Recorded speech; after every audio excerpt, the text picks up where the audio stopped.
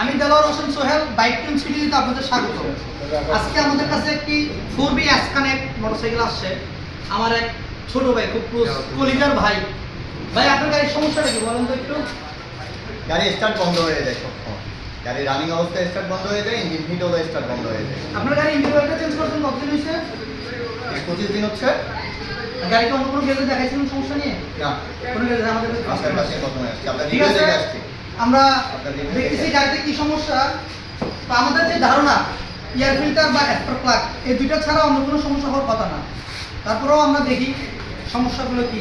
আপনার গাড়ি air filter পালাইছেন কতদিন হয়েছে জানেন? না, আপনারা যারা বাইক ইউজ করেন তারা সবসময় একটা জিনিস মাথায় রাখবেন, প্রতি 3 মাস পর পর আপনাদের গাড়িতে একটি সার্ভিসিং দেওয়া উচিত এবং 3 মাস পর পর একটা এয়ার ফিল্টারও পাঠানো উচিত।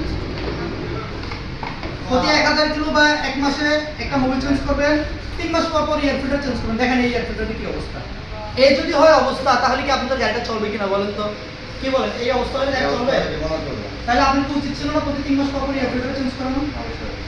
এয়ার ফিল্টার হচ্ছে গাড়িতে আমাদের বাংলাদেশের যে রাস্তার অবস্থা সেটা হচ্ছে প্রচন্ড ধুলোবালু। এই ধুলোবালু যাতে কার্বোরেটর দিয়ে পিস্টনে না যায় সেজন্য এয়ার ফিল্টার ব্যবহার হয়। অর্থাৎ এই এয়ার ফিল্টার সবসময় খেয়াল রাখবেন, প্রতি 3 মাস পর পর এয়ার ফিল্টার চেঞ্জ করে ফেলবেন অথবা 3000 কিলো পর পর। তো আমরা বাকি কাজগুলো শেষ করার পরে আবারও আপনাদেরকে দেখাবো যে গাড়িটার কি অবস্থা।